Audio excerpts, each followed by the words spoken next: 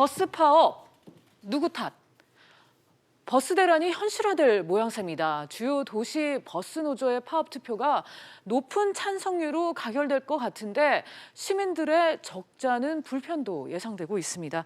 교수님, 이 정확한 결과는 지금 저녁을 지나봐야 지금 알 수 있을 것 같은데 투표 결과의 반전을 기대하기는 좀 어려워 보여요. 예, 그렇습니다. 지금 현재 쟁점이 되는 것이 15일부터 이제 파업을 하느냐 안 하느냐인데요. 우리 서울의 이제 버스 기사의 평균 급여가 한 390만 원 정도 되고 네. 경기도가 한 310만 원쯤 됩니다. 정부는 이제 52시간제로 이제 탄력 근로제 이제 그걸 딱 해서 주말 해서 52시간만 일하고 네. 과거에 우리 버스 기사가 68시간 일했어요. 그러니까 버스 기사가 급여가 줄어드는 부분이 한 30만 원에서 한 100만 원 정도 됩니다. 그러니까 버스 기사 입장에서는 근무 시간이 줄어드는 건 좋은데 여유 있게 쓰려고 그러면 돈이 있어야 드는데 100만 원 정도의 급여가 줄어드는 상황에서 근무 시간이 줄어드니까 또 버스 기사가 더 일을 하고 싶어도 법적으로 이제 못 하게 되거든요. 네. 그러니까 거의 7월 1일부터인데요.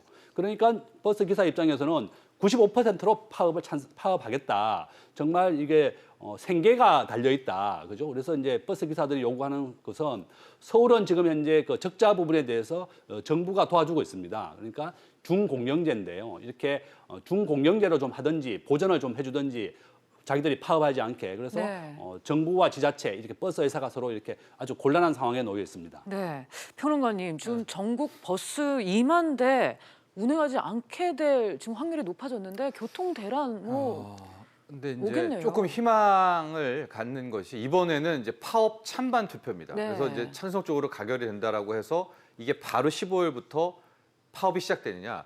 실은 찬반 투표가 돌입하면서 지금 또 한 축에서는 이게 노동쟁의 상황이잖아요. 그래서 협의 과정, 조정 협의 과정이 함께 진행되고 있습니다. 그렇기 때문에 아마 제가 일련의 그런 파업들을 보면 14일 밤까지 조정 협의도 1차, 2차, 3차 뭐 계속 진행될 거예요. 그래서 이제 아마 오늘 별 이변이 없는 한 이번에 찬반 투표는 거의 찬성 쪽으로 가결이 날 거고요. 그 다음부터는 이 쟁의행위에 대한 조정 협의 과정이 계속해서 모이고 헤어져서 아마도 14일 밤까지 진행될 것 같은데 그 사이에 어떤 극적 해법이 나오게 된다면 15일 파업은 면할 수도 있는 이제 면한다는 게 아닙니다. 그런 희망을 좀 가져보겠습니다. 네. 교수님, 네. 좀 의아한 게요. 정부가 이제 주 52시간 제도를 도입을 할 때 이런 문제가 발생할 것이라는 걸 예상을 못한 건가요?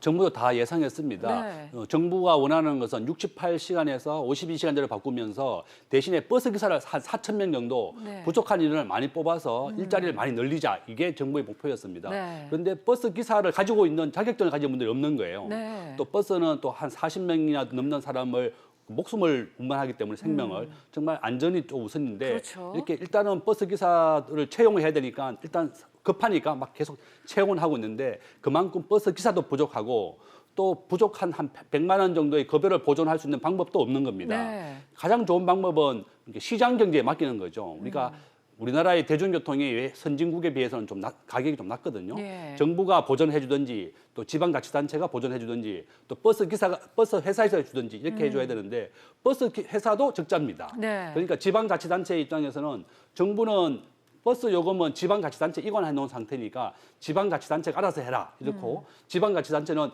정부가 버스 환승을 무료로 해주면서 이렇게 적자가 났으니까 정부가 책임져라 이렇게 된 상황이거든요. 그래서 제일 좋은 방법은 서로가 좀 합의 좀 해서 정부가 일부 보전을 해주고 또 버스 요금을 또 안 된다 그러면 버스 요금 올리는 수밖에 없거든요. 네. 정부의 입장은 택시 요금도 올렸는데 버스 요금도 버스까지 또 오르냐 올리나. 이러니까 또 네. 국민의 시선도 따가우니까 이렇게 못하고 있는 상황인데 결론은 시장 경제에 맡겨서 버스 요금을 올리든지 아니면 정부가 보전해주는 방법이 뭐 최선의 방법인 것 같습니다.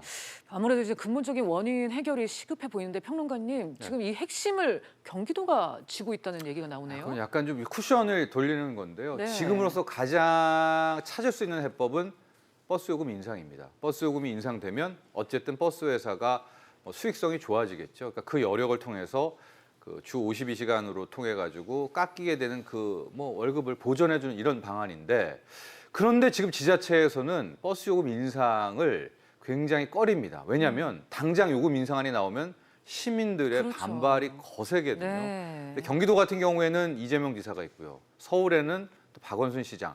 근데 이 지자체 장들이 약간 좀 우리가 다른 차원으로 보면 또 대권 잠룡 후보들입니다. 그래서 그러네요. 오히려 이분들은 좀 올리기보다는 내리겠다는 이런 쪽에 이제 방향들을 틀어잡고 있는 거예요. 그래서 지자체 장들은 오히려 올릴 생각은 없고 국토부는 우회적으로 정부는 지자체에서 올려라 뭐 이렇게 되는데 제가 생각하는 아마 타협점은 지자체 반, 뭐 정부 반에서 네. 뭐 재원 마련해가지고 요금 인상에 어느 정도 뭐 지원을 해준다 이런 건데요.